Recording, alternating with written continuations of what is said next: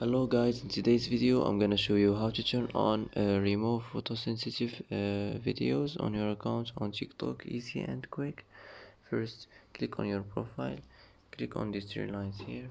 Now click settings and privacy, and here you will find here accessibility. Click on it.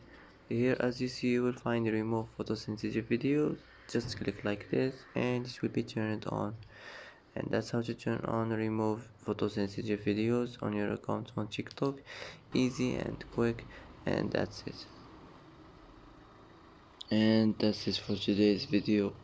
If you like this video, don't forget to like and don't forget to subscribe, and I hope this video is helpful for you, and thanks for watching till the end, and see you in the next video.